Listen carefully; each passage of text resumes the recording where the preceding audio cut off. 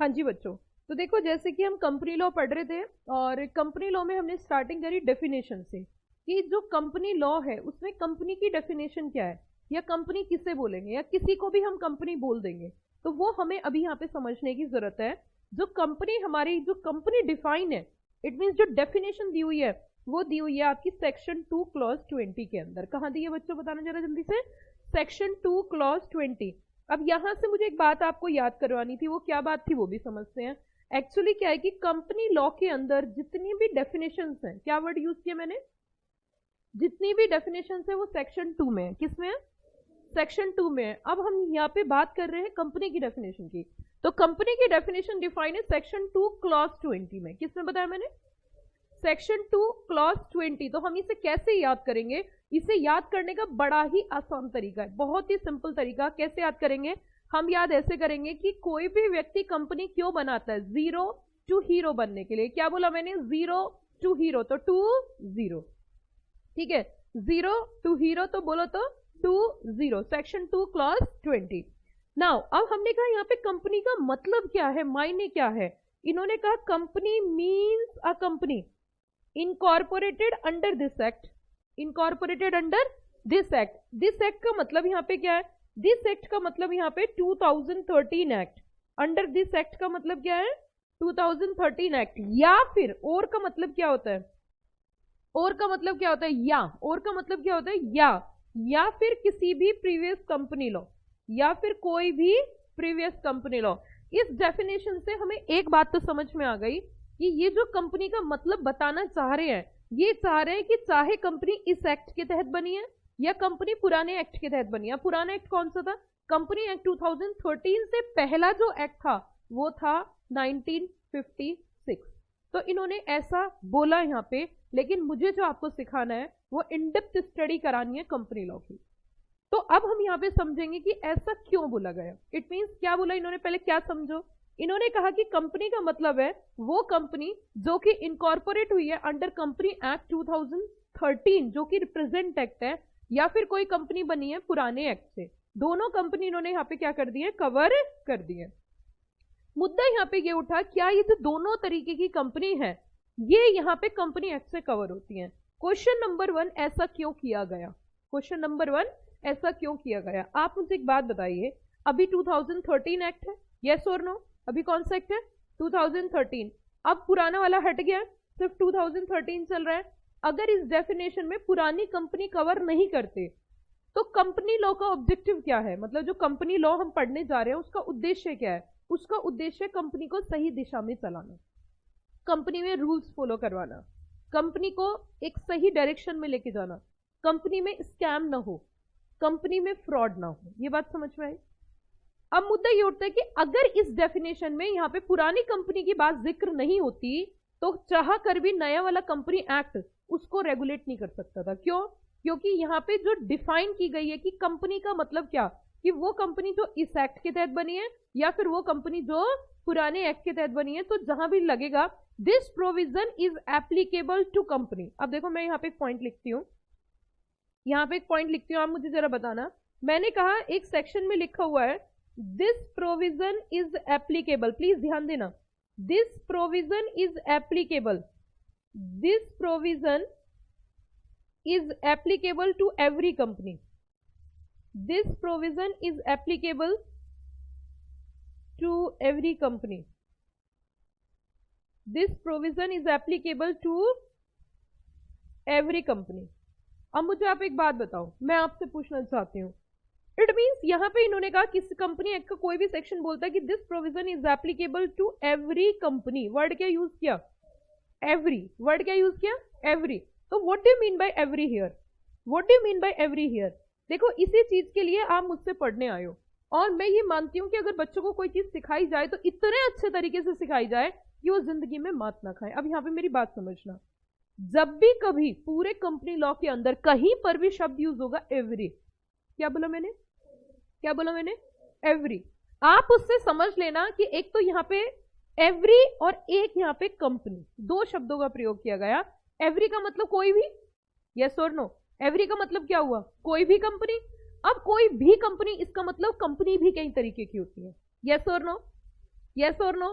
तो पहले हम एवरी का मीनिंग समझेंगे, फिर हम कंपनी का मीनिंग समझेंगे। तो हमने कहा एवरी का मतलब क्या है कि this provision is applicable to every company. तो यहाँ एवरी का मीनिंग क्या है? यहाँ एवरी किससे बोला जा रहा है?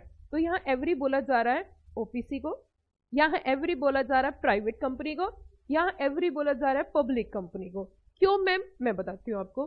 कंपनी एक्ट के अंदर 3 तरीके की कंपनी इन्होंने बताई, जैसे कि प्राइवेट कंपनी या फिर पब्लिक कंपनी या फिर ओपीसी कंपनी। ओपीसी कंपनी, हाँ मैं बताती हूँ, वो भी प्राइवेट कंपनी है लेकिन उसमें एक ही पर्सन होता है। क्या होता है? एक ही पर्सन होता है। अब मेरी बात सुनना जरा, मेरी बात सुनना ध्यान से। इट मीन्स हमने यहाँ पे एक चीज समझी, हालांकि मैं आगे आपको पढ़ाऊंगी सारा डिटेल में, बट आपकी एक कनेक्टिविटी बना रही हूँ, आपको चीजें सिखा रही हूँ। जल्दी बताओ मैंने कितने तरीके की कंपनी बताई? 1 is a OPC, second 1 is a private company, third 1 is a public company. मुद्दा भाई और बहनों यहाँ पे ये उठता है कि ये जो ओपीसी है 1 पर्सन कंपनी है। क्या बोला मैंने? 1 पर्सन कंपनी है, या फिर जो प्राइवेट कंपनी है या फिर जो पब्लिक कंपनी है, इनको हमें समझना है। पहला मुद्दा कि प्राइवेट कंपनी की कैसे पहचान करें ये प्राइवेट कंपनी है। तो मैं आपके सामने लिखती हूँ x private limited. It means ये कैसी कंपनी? जल्दी बताइए। Private company. अगर मैंने लिखा एक्स लिमिटेड, ये कैसी कंपनी है? Public company. जिसके नाम के बाद प्राइवेट वर्ड यूज होगा दैट इज प्राइवेट कंपनी, जिसके नाम के साथ लिमिटेड वर्ड यूज होगा दैट इज पब्लिक कंपनी। लेकिन ओपीसी में एक खास बात होती है, कंपनी का नाम और ब्रैकेट में ओपीसी लिखा जाता है, तो उससे हम समझ जाएंगे कि ये ओपीसी है। बट ओपीसी भी एक प्राइवेट कंपनी ही होती है। ओपीसी भी एक प्राइवेट कंपनी ही होती है, लेकिन उसको कुछ स्पेशल फीचर दी गई है। जैसे आपने सुना होगा सोल प्रोप्राइटरशिप, सुना है? क्या होता है सोल प्रोप्राइटरशिप? जो सिंगल आदमी काम करता है, अगर उसे ऑर्गेनाइज तरीके से काम करना है तो वो कंपनी फॉर्म में ओपीसी बना लेता है। क्योंकि देखो नॉर्मल प्राइवेट कंपनी बनाएगा तो बहुत सारे रेगुलेशंस फॉलो करने पड़ेंगे, बहुत सारे लॉज फॉलो करने पड़ेंगे। लेकिन ओपीसी में क्या हो जाता है कि आपको ज्यादा रूल्स भी नहीं फॉलो करने और कंपनी फॉर्म में भी आप इजीली बिजनेस कर सकते हो। Are you got the point everybody? Anybody having any doubt? So पूरे कंपनी लॉ में बेटा कहीं भी वर्ड यूज हो, this provision is applicable to every company. आप समझ जाना कि इधर इंटेंशन जो है लॉ मेकर की वो ये है कि ये जो प्रोविजन है, जो कानून एप्लीकेबल होगा, ये सभी तरीके की कंपनी पे एप्लीकेबल होगा। क्या इतनी बात समझ में आई? अब मैं ये सारी चीजें आपको रोज रोज नहीं बता सकती, रोज रोज तो मुझे कानून बताना होगा ना, वो कानून क्या कहता है। अब आगे समझिए, अगली चीज समझेंगे। आगे इसने वर्ड यूज किया कंपनी। क्या वर्ड यूज किया? कंपनी। तो कंपनी का मतलब क्या है? कंपनी कौन सी कंपनी? हर तरीके की कंपनी। जो कंपनी इंडिया के अंदर बनी है, कंपनी एक्ट के तहत रजिस्टर हुई है, उस कंपनी के ऊपर ये लागू होगा। यस और नो? अब मैं आपसे एक क्वेश्चन पूछूं, रेडी हो ना? जब तक मैं आपसे क्वेश्चंस नहीं पूछूंगी तब तक आपकी क्लैरिटी नहीं होगी। मैंने कहा एक ओपीसी है जो कि अमेरिका की बनी हुई कंपनी है, क्या उसके ऊपर ये प्रोविजन एप्लीकेबल होगा? जल्दी बताइए क्यों? सारे बच्चे रिप्लाई करो। देखो मुझे आपका लेवल बहुत स्ट्रांग करना है, क्योंकि मैं चाहती हूं कि मेरे से अगर कोई बच्चा पढ़े तो वो जिंदगी भर लॉ में मात ना खाए, और लॉ ही आपका लीडिंग पेपर है। मैंने कहा एक ओपीसी कंपनी है जो कि फॉरेन में इनकॉर्पोरेटेड है, क्या उसके ऊपर ये प्रोविजन एप्लीकेबल होगा? यस और नो? हाउ मेनी स्टूडेंट से यस, हाउ मेनी स्टूडेंट से नो? अगर आप कहते हो नो तो वाई नो? हाँ जी बच्चों, अगर आप कहते हो नो तो क्यों नो? क्योंकि देखिए सीधी सीधी बात है, इंडियन कंपनी एक्ट ने सिर्फ वही कंपनी कवर करी है। कौन कौन सी कवर करी है जरा बताना, डेफिनेशन में कौन सी कवर हुई है? या तो कंपनी एक्ट 1956 या उससे पहले कोई कंपनी बनी हुई है, या फिर 2013 इंडियन कंपनी एक्ट के तहत रजिस्टर हुई है, तो वैसी कंपनी पे ये प्रोविजन एप्लीकेबल होगा। यस और no? Are you got the point everybody? Anybody having any doubt right now?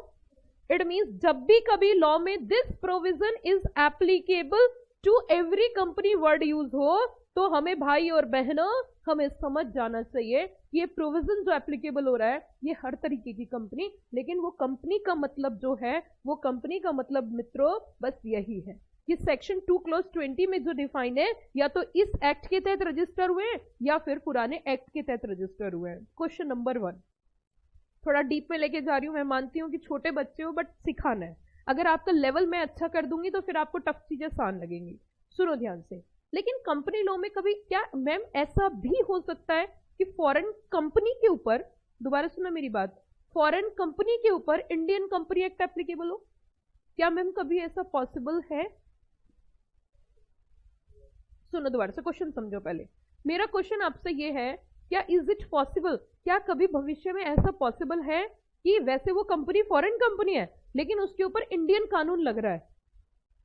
क्या ऐसा हो सकता है? सोच के बताना। और मैं आपको इसीलिए बोल रही हूँ कि सोच के बताना ताकि आपकी नॉलेज अच्छी हो, ताकि आप सोच के आंसर दो। क्या कभी ऐसा संभव है? क्या कभी ऐसा पॉसिबल है? हाँ बिल्कुल, अगर वो फॉरेन कंपनी इंडिया में काम करेगी कंपनी फॉर्म में, तो उसको रेगुलेट करने के लिए तो कंपनी एक्ट लगेगा ना। यस और नो? तो अगर मान के चलो ये लगाना है दिस प्रोविजन, मैं बहुत डीप की बात बता रही हूं, और अगर कुछ बच्चों को ये पॉइंट टफ लगे तो प्लीज मैं दोबारा रिपीट करूंगी, मैं तिबारा रिपीट करूंगी, लेकिन आपका लेवल अच्छा करूंगी।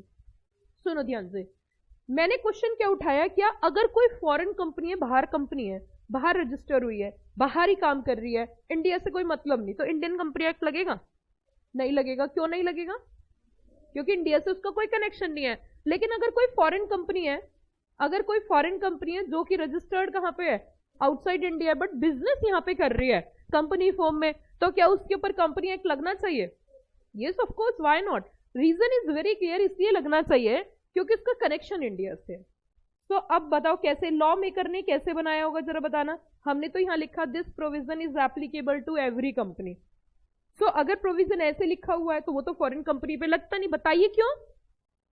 क्योंकि कंपनी की डेफिनेशन में तो सिर्फ वो कंपनी है जो कंपनी एक्ट 2013 या फिर उससे पुराने एक्ट से रजिस्टर हुई है, तो उसके ऊपर तो ये प्रोविजन लागू होता नहीं है। तो अब बताओ क्या किया जाए, मतलब लॉ मेकर ने ऐसा क्या किया होगा।